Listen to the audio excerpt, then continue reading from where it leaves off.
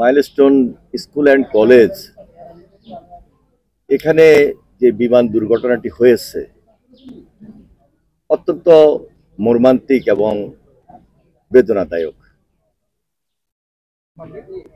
আমাদের এই স্কুলের এবং কলেজের শিক্ষিকা মাসুকা বেগম, আমরা ওনার কবর জিয়ারত করেছি। মানে আল্লাহ তাআলার কাছে আমরা প্রার্থনা করছি, দোয়া করছি আল্লাহ তাআলা যেন ওনাকে বেহেশত নসিব করেন। এই দুর্ঘটনাটি যদিও দুর্ঘটনা, তারপরও সরকার তাদের দায়িত্ব থেকে একটা তদন্ত কমিটি করবেন, আমরা সেই প্রত্যাশা করি। কেন, কি কারণে, কিভাবে এই ধরনের বড় একটা অ্যাক্সিডেন্ট হয়ে গেল, অ্যাক্সিডেন্টের কারণে এখন পর্যন্ত 32 জন ইন্তেকাল করেছেন। আমি তাদের আত্মার মাগফিরাত কামনা করছি। আমাদের ভারপ্রাপ্ত চেয়ারম্যান জনাব তারেক রহমান সরাসরি আমাদেরকে নির্দেশ দিয়েছেন, প্রত্যেক পরিবারের পাশে আমরা দাঁড়িয়েছি, আমরা যাচ্ছি, দলের সকল পর্যায়ের নেতৃবৃন্দ।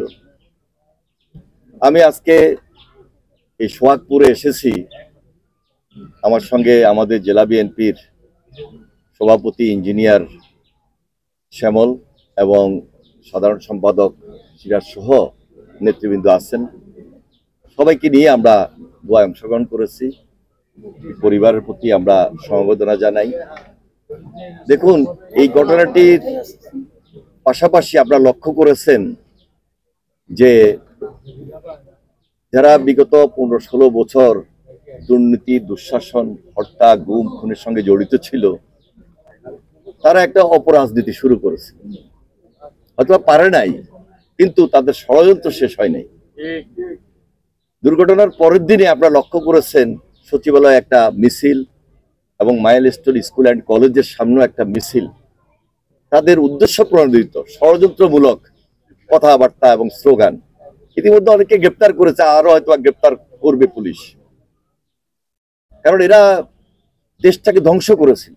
দেশের স্বাভাবিক রাজনীতি, সাধারণ মানুষের চলাফেরা, স্বাভাবিক জীবনযাপন সবকিছুকে গত 16-17 বছর দুর্নীতি, দুঃশাসনের মধ্য দিয়ে ধ্বংস করে দিয়েছে। আবারও যদি কোনো সুযোগ তারা নিতে চায়, এদেশের মানুষ তাদেরকে দিবে না। কারণ এরা স্বাভাবিক কোনো রাজনীতি জানে না, স্বাভাবিকভাবে কোনো কিছু এরা বুঝে না। এখন আমাদের যেটা করণীয়, বিশেষ করে সকল রাজনৈতিক দল, আমরা সমাজে যারা বসবাস করি, রাজনীতির বাহিরেও তো আমাদের মানবিক দিক আছে, সামাজিক দিক আছে।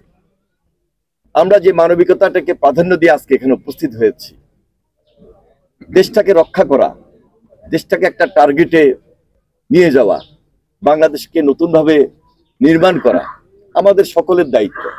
এই দায়িত্ব থেকে আমি মনে করি সকল রাজনৈতিক দল ঐক্যবদ্ধভাবে আমাদেরকে এগিয়ে যেতে হবে। যে ঐক্যবদ্ধ আন্দোলন আমরা ফ্যাসিস্টের বিরুদ্ধে করেছিলাম, লড়াই করেছিলাম, সংগ্রাম করেছিলাম, তাহলে দেশটা বিনির্মাণ করতে যদি আমরা ঐক্যবদ্ধ না থাকি, যার যার রাজনৈতিক আদর্শ থাকতে পারে, কিন্তু দেশ গড়ার ক্ষেত্রে আমরা মনে করি এই ফ্যাসিস্টের বিরুদ্ধে আমরা সব এক এবং ঐক্যবদ্ধ, এবং এই ঐক্যটা হইতে হবে সুদৃঢ় ঐক্য এবং ইস্পাত কঠিন দৃঢ় ঐক্য। আমার বিশ্বাস যে আমরা সবাই এই বাংলাদেশ বিনির্মাণে গণতান্ত্রিক ব্যবস্থাটাকে যদি প্রাধান্য দিই, গণতন্ত্রের বীজটাকে যদি শক্তিশালী করতে চাই, তাহলে ঐক্যটাকে এগিয়ে নিয়েই আমাদের জনগণের সরকার প্রতিষ্ঠিত করতে হবে। সেজন্য একটা নির্বাচনও তো জরুরি। যাই হোক, এখন সবচেয়ে বেশি আমরা এই কথা বলে আজকে শেষ করছি, যারা শহীদ হয়েছেন, দেশের জন্য ইন্তেকাল করেছেন, নিহত হয়েছেন, দুর্ঘটনা হলো, সরকারের দায়িত্ব তাদের পরিবারের পাশে দাঁড়ানো। আমরা বাংলাদেশ জাতীয়তাবাদী দল, দেশনেত্রী বেগম খালেদা জিয়া অসুস্থ হলো তার পরামর্শে এবং ভারপ্রাপ্ত চেয়ারম্যান জনাব তারেক রহমানের নির্দেশে প্রত্যেকটা পরিবারের পাশে আমরা দাঁড়িয়েছি এবং দাঁড়াবো ইনশাআল্লাহ। আপনাদের সবাইকে ধন্যবাদ।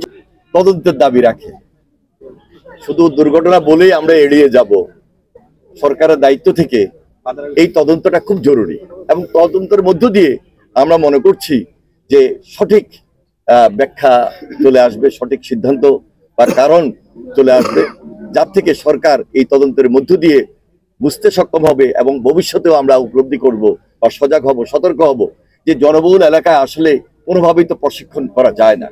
প্রশিক্ষণ বিমান উড্ডয়নের জায়গা এখানে নয়।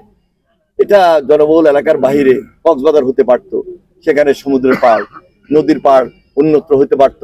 তারপরে আমরা জানি যে এটা যশোরে সে ধরনের প্রশিক্ষণ হয়, সে ধরনের এই অঞ্চলে হতে পারত। অথবা যেখানে শীতের মৌসুমে অনেক সময় আমরা দেখেছি যে সামরিক যে মহড়া হয়, এই ধরনের মহড়া হওয়ার ক্ষেত্রে যে বিচ্ছিন্ন এলাকা, শান্তিপূর্ণ এলাকা, সেই জায়গায় হওয়া উচিত ছিল, কিন্তু কেন হলো না সেটাই তদন্তে বের হয়ে আসবে।